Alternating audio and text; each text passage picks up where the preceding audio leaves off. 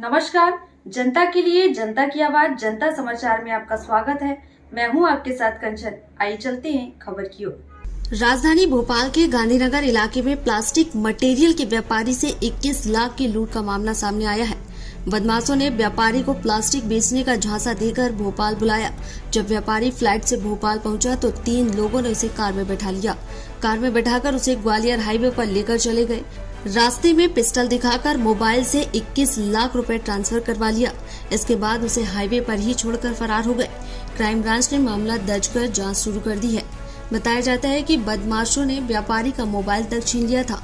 उसने किसी तरह मोबाइल मांगकर परिवार से संपर्क किया और इंदौर एयरपोर्ट पहुंचा। वहां से वापस मदुरई के लिए निकल गया।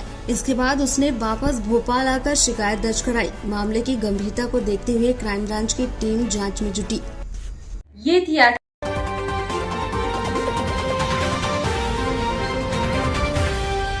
रखा कीमती सामान बचाने के चक्कर में एक इंजीनियर को अपनी जान गंवानी पड़ी। देर रात उनके घर में आग लग गई थी और सामान बचाने के लिए वे लोगों के मना करने के बाद भी जलते मकान में जा घुसे थे। बाद में घर की सीढ़ियों पर ही उनका जला हुआ शव मिला। राजधानी भोपाल से यह दुखद हादसा सामने आ रहा है। कृषि यांत्रिकी विभाग के इंजीनियर अनिल पोरवाल की उनके ही घर में जिंदा जलने से मौत हो गई। बाग मुगलिया के पेवलवे कॉलोनी में उनके घर में आग लग गई थी और 55 साल के अनिल पोरवाल अपने कमरे में रखा कीमती सामान बचाने के लिए उसमें घुस गए। आग बुझाने के लिए वे जलते घर में घुसे, लेकिन आग और धुआं के कारण वे बाहर नहीं आ सके।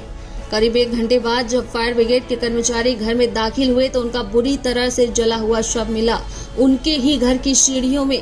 पोरवाल के परिवार में उनकी पत्नी के अलावा उनकी एक बेटी भी है। बताया जाता है कि रात करीब 12 बजे वे अपने पत्नी और बेटी के साथ घर में ही बैठे थे, तभी ये पहली मंजिल से धुआं निकलता दिखाई दिया। वे दौड़कर वहां पहुंचे तो आग फैल चुकी थी। तब उन्होंने अपनी पत्नी और बच्चे को घर से बाहर सुरक्षित बाहर निकाल दिया। फायर ब्रिगेड को सूचना देकर बुलाया गया, लेकिन तभी अचानक पोरवाल घर में घुस गए और इसके बाद वापस नहीं आ सके। बागसेवनिया थाना प्रभारी संजीव चौकसी के अनुसार आग बुझाने के बाद जब दमकल कर्मचारी, पुलिस और परिजन अंदर गए तो सीढ़ियों के पास उनका झुलसा हुआ शव पड़ा था। मकान में आग लगने का कारण शॉर्ट सर्किट बताया जा रहा है।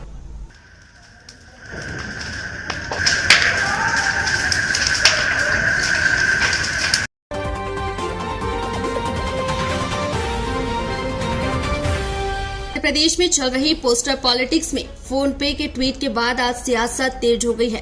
कांग्रेस ने बीजेपी पर फोन पे के जरिए रिश्वत लेने के आरोप लगाए हैं। इस पर गृह मंत्री डॉक्टर नरोत्तम मिश्रा ने पलटवार करते हुए कहा कि ये तो चोरी और ऊपर से सीना जोरी हो गई।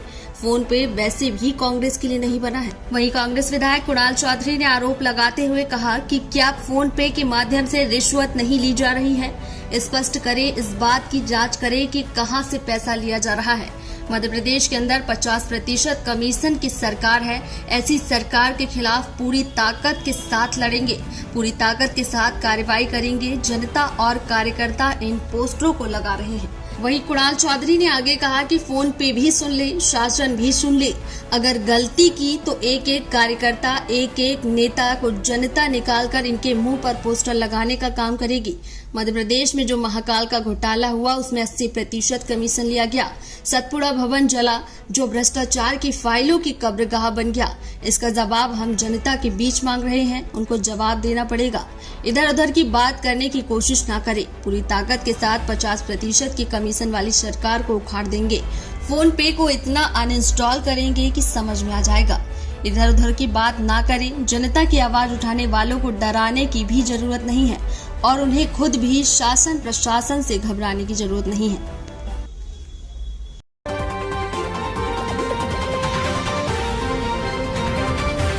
जबलपुर के नेताजी सुभाष चंद्र बोस मेडिकल कॉलेज की बड़ी लापरवाही सामने आई। यहां पर डॉक्टरों ने नवजात को दूसरे ब्लड ग्रुप का खून चढ़ा दिया। बच्चे के पिता का आरोप है कि जानबूझकर बच्चे को गलत ब्लड ग्रुप का खून चढ़ा दिया गया। अब जबकि मामला सामने आया है तो जिला के मुख्य चिकित्सा स्वास्थ्य अधिकारी ने मेडिकल कॉलेज की डीन से इस विषय में बात कर दोषियों के खिलाफ कड़ी कार्रवाई करने की बात की। वर्गी विधानसभा के बंदरकोला गांव में रहने वाले श्रीकांत लोधी ने बताया कि 31 मई को मेडिकल कॉलेज में बच्चे का जन्म हुआ था। बच्चे का वजन 1 किलो 600 ग्राम है और शुरू से ही बच्चा कमजोर था, लिहाजा डॉक्टरों ने सलाह दी कि उसे ब्लड चढ़ाया जाएगा।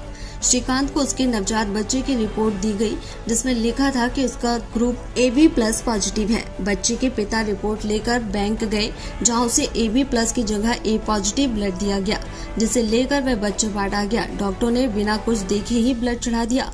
बच्चे के वजन में किसी तरह का ग्रोथ नहीं हो रहा था, जिसके कारण बच्चे को मेडिकल सुपर स्पेशलिस्ट में शिफ्ट किया गया।